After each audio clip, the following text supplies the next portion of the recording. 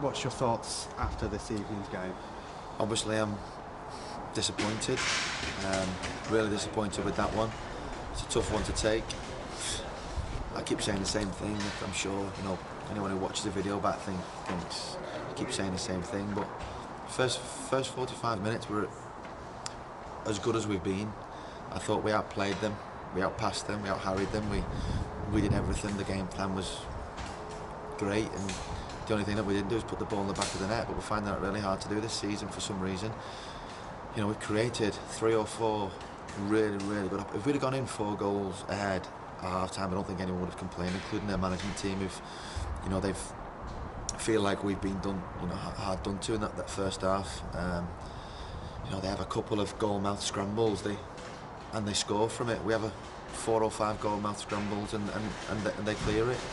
So it's a really tough one to take. I thought, second half I was still confident, 2-0 up, 2-0 down, to come out and get something out of the game. But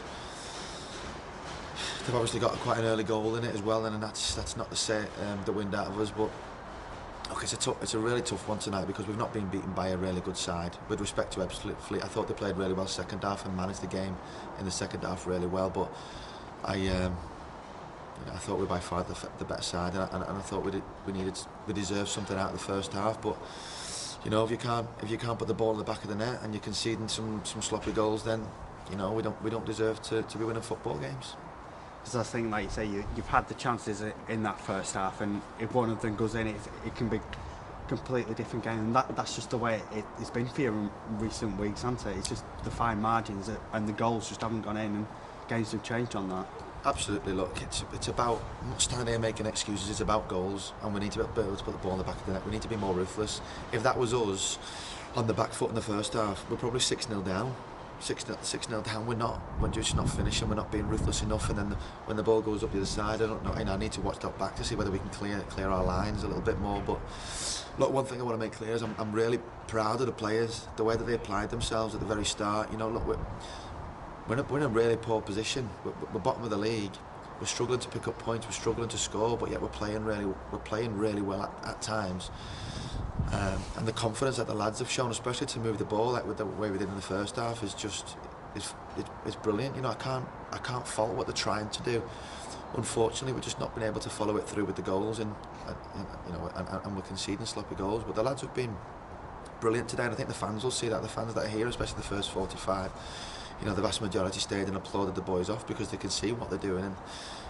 And football's a hard game to take at times, and I'm finding that at the moment. But you look at some of the results tonight, and I've just had to do that. Somebody just showed me some of the other results. Yeah, Ebbsfleet have obviously won and pulled away a little bit, but there's not that many other teams that are picking up points. So we're in it for the long haul. We've got a lot of time to turn it round. But game on game, we're losing out on opportunities. So we've got a tough one now on Saturday to get ourselves ready for.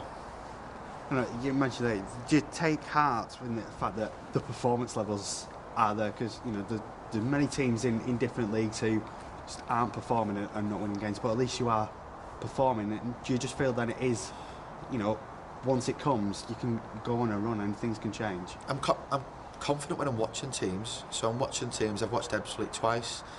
I'm confident going into the game that we're a better side than, and that we can move the ball and we can cause them problems. And that told in the first half especially.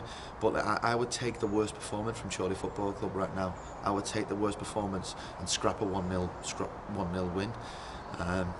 But having said that, I do take a little bit of heart with how we're playing on occasions. I think the Oval game was a poor game in the first half, but second half we did well, and today the first 45 we did very well. And as I said, they got that third goal, and that was just a sucker punch really. So it was difficult to get any momentum going in the second half. And another game coming up away at Barnet. It's a long trip. They've had a long trip today.